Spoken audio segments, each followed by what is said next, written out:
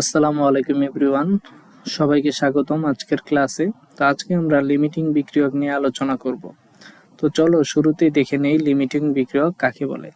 তো রাসায়নিক বিক্রিয়ায় একাধিক বিক্রিয়কের মধ্যে যে বিক্রিয়কটা বিক্রিয়া করে শেষ হয়ে যাবে, যে বিক্রিয়কটা কি হয়ে যাবে, বিক্রিয়া করে শেষ হয়ে যাবে, তাকেই আমরা বলছি লিমিটিং বিক্রিয়ক, বা এটাকে লিমিটিং রিঅ্যাকট্যান্টও বলা হয়। লিমিটিং বিক্রিয়ক বা লিমিটিং রিঅ্যাকট্যান্ট।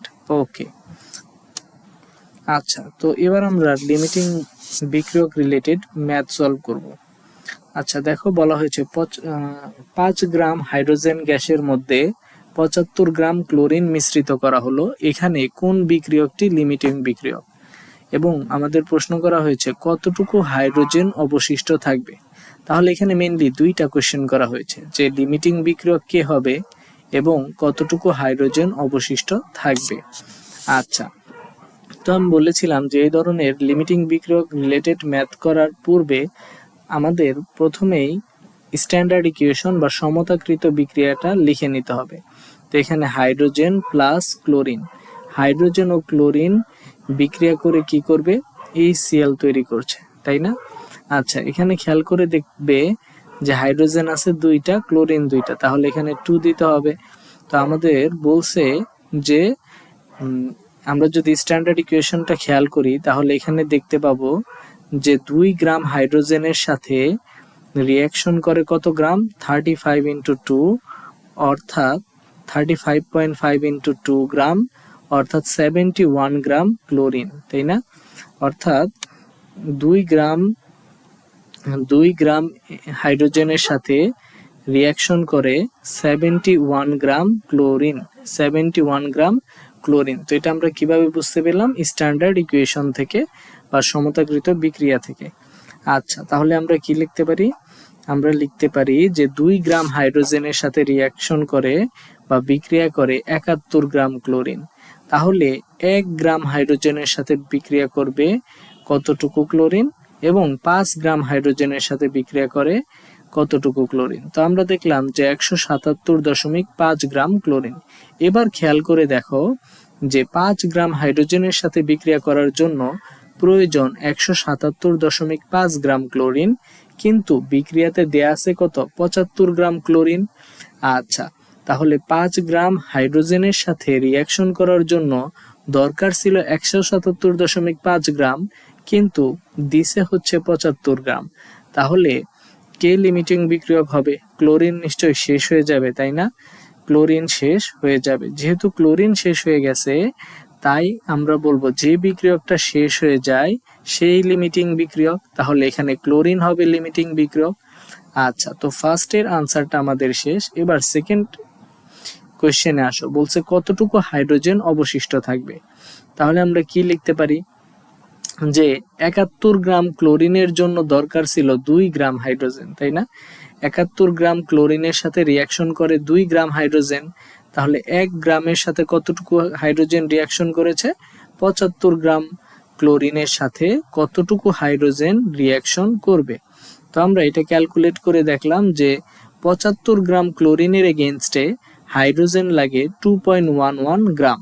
আচ্ছা, তাহলে আমাদের বিক্রিয়ার জন্য দেওয়া ছিল 5 গ্রাম হাইড্রোজেন। 5 গ্রাম হাইড্রোজেন আমাদের ছিল 75 গ্রাম ক্লোরিনের সাথে রিঅ্যাকশন করেছে হচ্ছে 2.11 গ্রাম হাইড্রোজেন।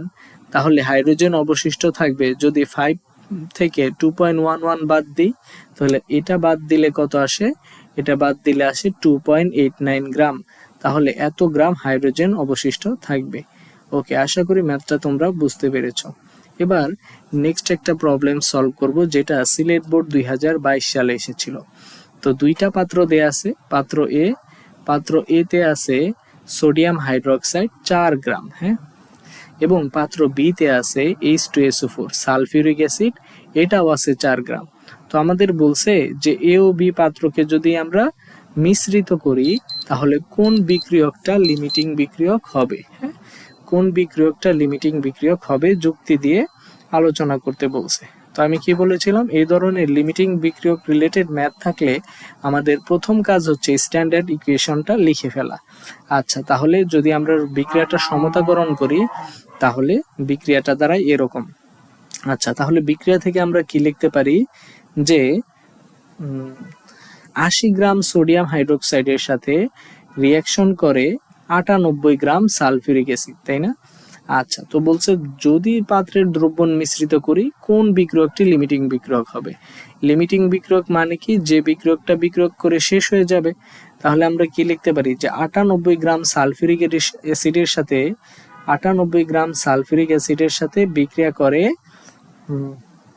98 গ্রাম সালফিউরিক অ্যাসিডের সাথে বিক্রিয়া করে 80 গ্রাম সোডিয়াম হাইড্রোক্সাইড। হ্যাঁ, 98 গ্রামের সাথে রিয়াকশন করে 80 গ্রাম সোডিয়াম হাইড্রোক্সাইড। তাহলে 1 গ্রামের সাথে কতটুকু রিয়াকশন করবে, এবং 4 গ্রাম সালফিউরিক অ্যাসিড অর্থাৎ যেটা আমাদের দেয়া ছিল 4 গ্রামের সাথে বিক্রিয়া করে কতটুকু। তো এটা মেজার করে আমরা দেখলাম যে 4 গ্রাম H2SO4 এর সাথে 4 গ্রাম H2SO4 এর সাথে বিক্রিয়া করে 4 গ্রাম H2SO4 এর সাথে বিক্রিয়া করে হচ্ছে 3.265 gram sodium hydroxide. 3.265 sodium hydroxide, তাই না? তাহলে শেষ হয়ে গেছে হচ্ছে সালফিউরিক অ্যাসিড। তাহলে পাত্রে অবশিষ্ট থাকবে কে? Sodium hydroxide. কতটুকু অবশিষ্ট থাকবে? 4 গ্রাম থেকে যদি 3.265 বাদ দেই তাহলে আসে হচ্ছে 0.7546 গ্রাম। তাহলে সোডিয়াম হাইড্রোক্সাইড অবশিষ্ট হয়ে যাবে।